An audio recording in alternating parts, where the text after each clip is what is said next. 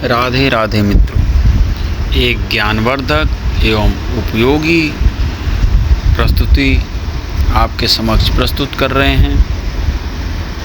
एक बार उद्धव जी ने भगवान श्री कृष्ण से पूछा कि हे कृष्ण, आप तो महाज्ञानी हैं, भूत, वर्तमान व भविष्य के बारे में सब कुछ जानने वाले हो। आपके लिए कुछ भी असंभव नहीं।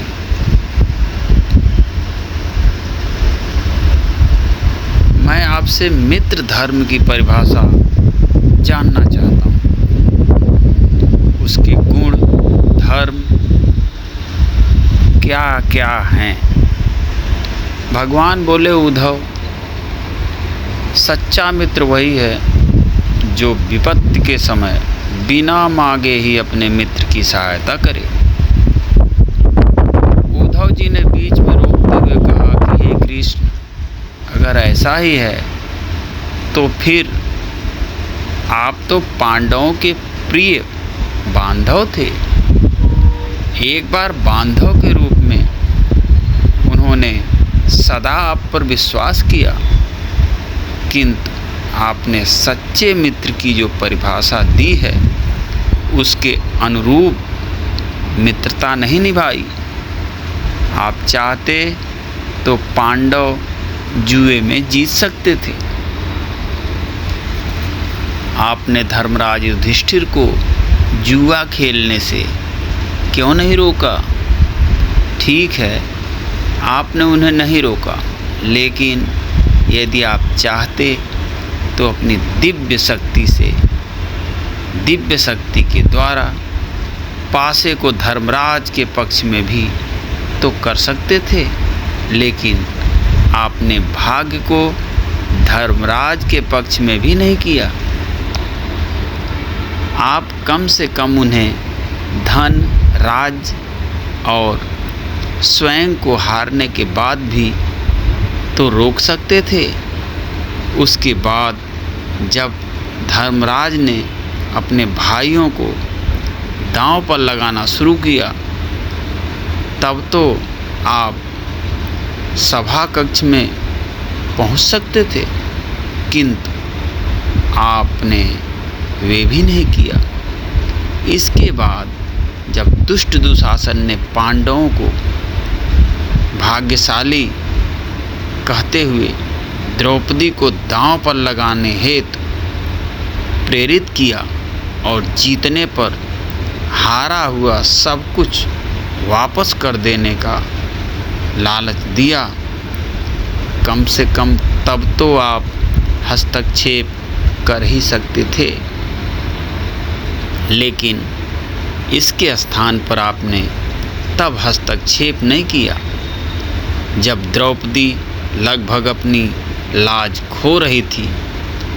तब जाकर आपने द्रौपदी के वस्त्र का चीर बढ़ाकर द्रौपदी की लाज बचाई, किंतु वे भी आपने बहुत देरी से किया। उसे एक पुरुष घसीटकर भरी सभा में लाता है और इतने सारे पुरुषों के सामने निर्वस्त्र करने के लिए छोड़ देता है। जब आपने संकट के समय में पांडवों की सहायता की ही नहीं की, तो आपको आपदा बांधव, सच्चा मित्र कैसे कहा जा सकता है? क्या यही धर्म है? भगवान श्री कृष्ण बोले, हे उद्धव, सृष्टि का नियम है कि जो विवेक से कार्य करता है विजय उसी की होती है। उस समय दुर्योधन अपनी बुद्धि और विवेक से कार्य ले रहा था, किंतु धर्मराज ने तनिक मात्र भी अपनी बुद्धि और विवेक से काम नहीं लिया। इसी कारण पांडवों की हार हुई। भगवान कहने लगे कि हे उद्धव, दुर्योधन के पास जुआ खेलने के लिए धन तो बहुत था, लेकिन उसे पासों का खेल खेलना नहीं आता था। इसलिए उसने अपने मामा शकुनी से द्वैत क्रीड़ा करवाई। यही तो उसका विवेक था। धर्मराज भी तो इसी प्रकार विवेक से कार्य लेते हुए ऐसा सोच सकते थे और अपने चचेरे भाई को पासा देकर उनमें चाल चला सकते थे। या फिर वे भी तो कह सकते थे कि उनकी तरफ से श्री कृष्ण यानी मैं खेलूँगा। जरा विचार करो कि अगर शकुनी और मैं खेलते तो कौन जीतता। पासे के अंक उसके अनुसार आते या मेरे अनुसार।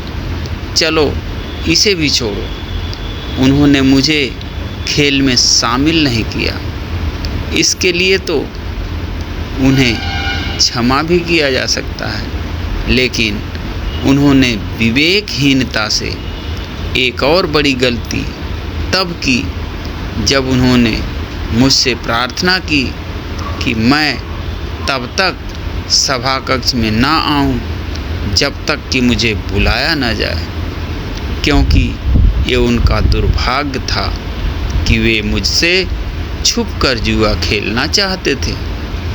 इस प्रकार उन्होंने मुझे अपनी प्रार्थना से बांध दिया, मुझे सभा कक्ष में आने की अनुमति नहीं दी।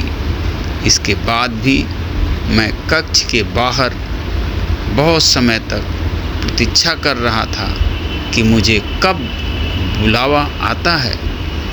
पांडव जुए में इतने डूब गए कि भीम, अर्जुन, नकुल और सहदेव सब मुझे भूल गए और मुझे बुलाने के स्थान पर केवल अपने भाग्य और दुर्योधन को कोसते रहे। अपने भाई के आदेश पर जब दुशासन द्रौपदी को बाल पकड़कर घसीटता हुआ सभा कक्ष में लाया, तब वह अपने सामर्थ्य के अनुसार जूझती रही। तब भी उसने मुझे नहीं पुकारा। उसकी बुद्धि तब जागृत हुई जब दुशासन ने उसे निर्वस्त्र करना प्रारंभ किया, जब उसने स्वयं पर निर्भरता छोड़कर हरि हरि अभयम कृष्णा अभयम की गुहार लगाते हुए मुझे पुकारा, तो मैं बिना विलंब किए वहाँ पहुँचा। हे उद्धव, इस स्थिति में तुम ही बताओ मेरी गलती कहाँ रही। उद्धव जी बोले, कृष्ण, आपका स्पष्टीकरण प्रभावशाली अवश्य है, लेकिन किंतु मुझे पूर्ण संतुष्टि नहीं हुई। क्या मैं एक और प्रश्न पूछ सकता हूँ? कृष्ण की अनुमति से उद्धव ने पूछा। इसका अर्थ यह हुआ कि आप तभी आओगे जब आपको बुलाया जाएगा। क्या संकट से घिरे अपने भक्त की मदद करने आप स्वतः नहीं आओगे? भगवान मुस्कुराए।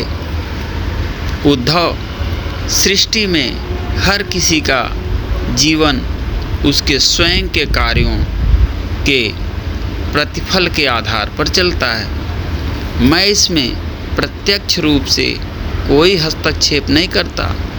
मैं तो केवल एक साक्षी हूँ जो सदैव तुम्हारे साथ रहकर जो हो रहा है उसे देखता रहता हूँ। यही ईश्वर का धर्म है। भगवान को ताना मारते हुए उद्धव जी बोले, वाह वाह, बहुत अच्छा कृष्ण। तो इसका अर्थ यह हुआ कि आप हमारे नज़दीक खड़े रहकर हमारे सभी कर्मों को देखते रहेंगे। हम पाप पर पाप करते जाएंगे और आप हमें रोकने के स्थान पर केवल देखते रहेंगे। आप क्या चाहते हैं कि हम भूल करते करते पाप की गठरी बांधते रहें और उसका फल भोगते रहें? भगवान बोले, उद्धव, तुम धर्म और मित्रता को समीप से समझो। जब तुम समझकर अनुभव कर लोगे कि मैं तुम्हारे साथ हर क्षण रहता हूँ, तो क्या तुम पाप कर सकोगे? तुम पाप कर ही नहीं सकोगे और अनेक बार विचार करोगे कि मुझे विधाता देख रहा है। किंतु जब तुम मुझे भूल जाते हो और यह समझाने लगते हो कि तुम मुझसे छुपकर कुछ भी कर सकते हो, तुम्हें कोई देख नहीं रहा, तब ही तुम संकट में फंसते हो। धर्मराज का ज्ञान यह था कि उसने समझा कि वह मुझसे छुपकर जुआ खेल सकता है। अगर उसने यह समझ लिया होता कि मैं प्रत्येक प्राणी मात्र के साथ हर समय उपस्थित रहता हूँ, तो क्या वह जुआ खेलते? और यदि खेलते भी तो जुए के उस खेल का परिणाम कुछ और नहीं होता। भगवान के उत्तर से उद्धव जी अभिभूत हो गए और बोले, प्रभु, कितना रहस्य छुपा है आपके दर्शन में, कितना महान सत्य है। पाप कर्म करते समय हमें कदापि विचार नहीं करते कि परमात्मा की नज़र सब पर है, कोई उनसे छिप नहीं सकता और उनकी दृष्टि हमारे अनेक अच्छे बुरे कर्म पर है। परंतु इसके विपरीत हम इसी भूल में जीते रहते हैं कि हमें कोई देख नहीं रहा। प्रार्थना और पूजा हमारा विश्वास है। जैसे ही हम यह विश्वास करना शुरू करते हैं कि भगवान हर क्षण हमें देख रहे हैं, उनके बिना पत्ता तक नहीं हिलता, तो परमात्मा भी हमें ऐसा ही आभास करा देते हैं कि वे हमारे आसपास ही उपस्थित हैं और हमें उनकी उपस्थिति का आभास होने लगता है। हम पाप कर्म केवल तभी करते हैं जब हम भगवान को भूलकर उनसे विमुख हो जाते हैं। तो मित्रों, ये आपको रोचक जानकारी कैसी लगी कमेंट बॉक्स में अवश्य बताएं। फिर मिलते हैं अगली रोचक जानकारी के साथ। तब तक के लिए जय श्री कृष्ण, जय श्री राधे।